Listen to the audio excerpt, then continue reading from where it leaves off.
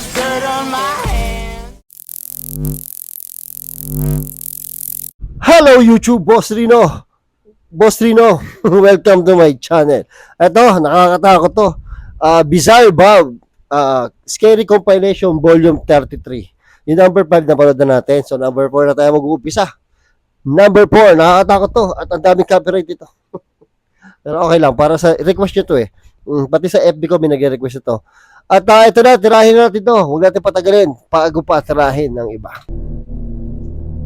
Number Tony 4. is recording his son. Nagulat ako dun sa bata.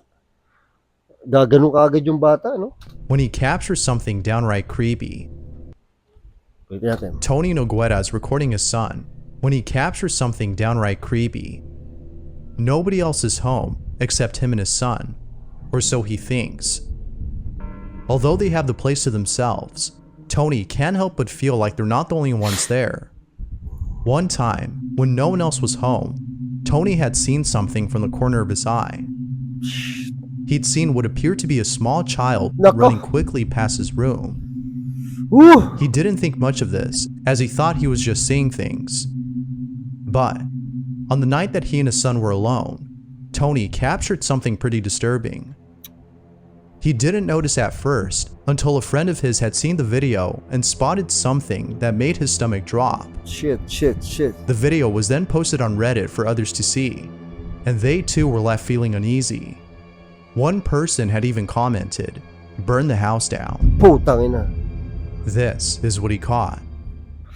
Ah. Dan, look at Liza. Go like this. Liza. Hey, like this. Liza, look at. Hey. Boom. Uy, gago. Putang ina, ayoko niyan. Eliza, go like this. Nakita nyo? Parang totoong-totoo siya. Hindi siya yung imposibleng edit eh. Hindi siya yung tipong transparent. Parang totoong-totoo siya. Diba? Na ang creepy. Tignan mo, i-close up pa niya to.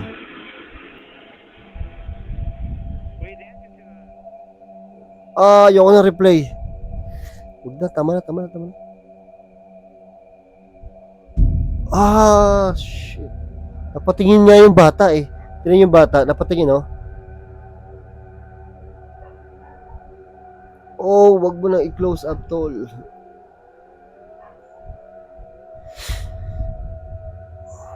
Keep on looking.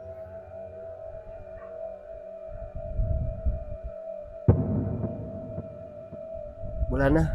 Gun, oo nga, nawala na. Gago.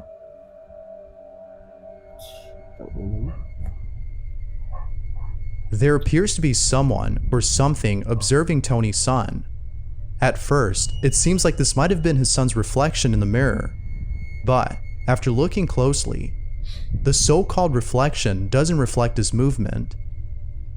And even more unsettling is the fact that you can hear what sounds like a giggling child in the background.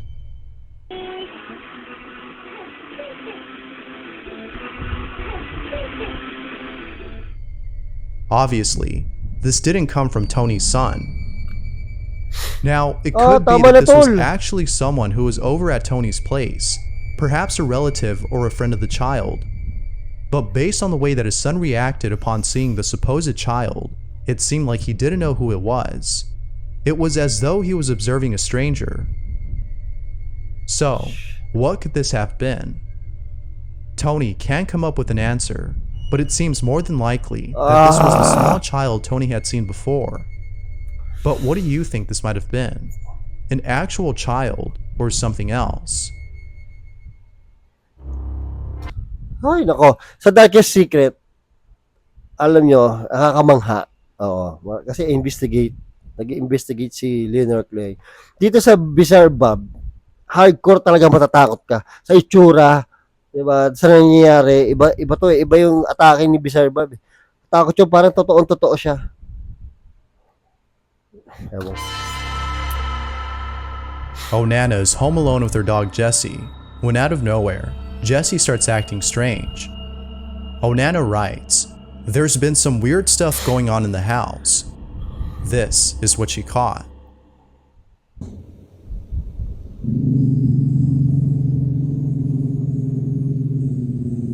Lo, What's lo, wrong, lo, baby? lo. Come here. Hala.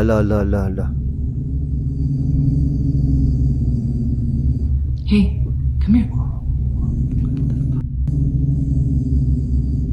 Kasi yung aso na ganyan, talaga may nararamdaman niya na iba. Kasi kung tao yung nakikita niya at kilala niya, lalapitan niya yun eh. Diba? Kasi kakilala niya eh. Pero pag ganyan, may nakikita siya na something na hindi natin nakikita.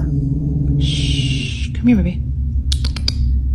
Tignan mo, hindi nakabay yung buntot niya oh. Hindi nakawag. What the?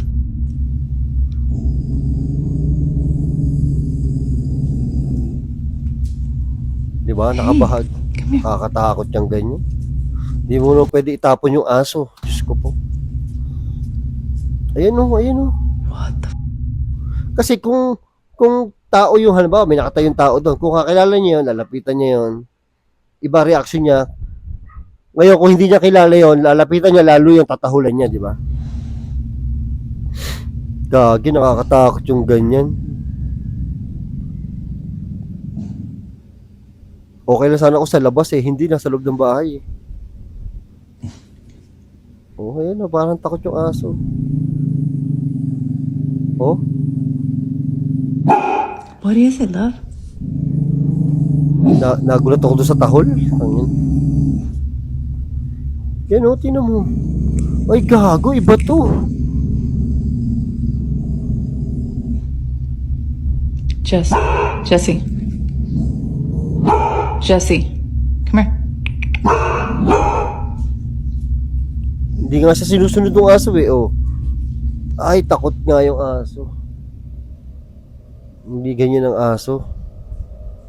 Hindi ganyan ang aso pag nakakita ng tao Jessie yan. appears to be seeing something. Whether or not she was actually sensing a certain presence, specifically that of a ghost, is up for debate. But if there's one thing that remains unquestionable, it's the fact that Jessie had sensed something dangerous. The question is though, what exactly was she seeing? Viewers seem to think that Jessie was sensing something of a paranormal nature, as is usually the case with most pets. But of course, I'll let you decide if that's the case with Jessie. To this day, Onano cannot make sense of Jessie's strange behavior, but viewers seem to know the reason. If you Alam niyo, dapat sa huli ko na pinanood to, meron pa ako nakapilang isa eh. O dalawa pa. Parang ayoko nang ituloy-tuloy yung dalawa. Natatakot na naman ako.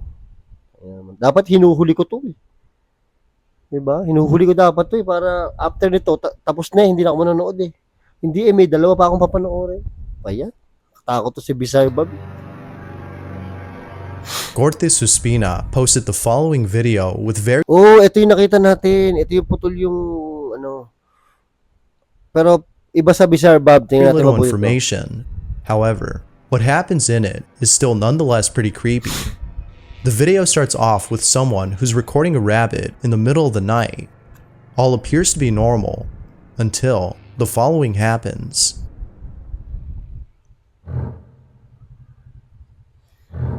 Ay, nakakabahan ako. Yun yung putulang ano, walang ano, gago.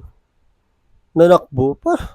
Paano niya nakita yung daan? Eh wala naman siyang, wala naman, kalahati lang yung katawan niya. Paano niya nakita yung buti hindi natapid dyan? Hindi na dadapa eh, no? Lupit eh, no? Oh. Yun na nanakbo ang buta. As you can see, there appears to be a pair of pants just running on its own. Maybe this might have been a glitch with the camera, yet others seem to think this was an apparition. Whatever it might have been, I can't imagine how Pero may babae pa dito sa taas. Hindi niya napansin yun. Imposibleng hindi niya napansin yun. creepy it is to see something like this in person. Diba? At least it wouldn't be hard to find an extra pair of pants to replace yours with after seeing this. Sa wala ano, na multo. Vanessa Boleyn is looking at her doorbell security camera when she notices something that scared the living hell out of her. Vanessa writes, I grew up in a haunted home with paranormal investigators and priests constantly coming to my house, so I don't get that scared easily. But last night, I saw this through my Ring camera at 11:30 p.m. and it was the only time that I truly felt scared. This is what she'd seen. Nating Be sure dito. to look closely or you'll miss it. Kung siya ay natakot ng husto, sanay siya sa ganyan, eh malamang tayo lalo.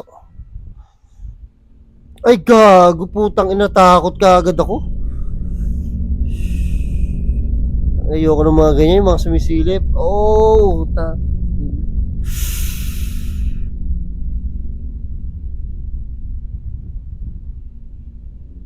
tama na, tol. Para kasi nakatitig sa A atin. faint image of what appears Para nakatitig sa atin, no? to be a face can be seen hiding behind the flowers. It's hard to make out what exactly this is, but it seems like someone or something is looking at the doorbell camera, as though it knew that Vanessa was looking at the camera during this time. Now it could be that this was an animal, perhaps an owl. This might even be a case of pareidolia. But given the fact that Vanessa used to live in a haunted house, viewers seem to believe that this is something that's followed her to her new home. But I'll let you decide as to what this might be. A ghostly entity that's followed her, or something else. Let me know what you think. Tama na. Thanks for watching. Tang ina, matatakot ka talaga. Bili mo ano pa yun, ha?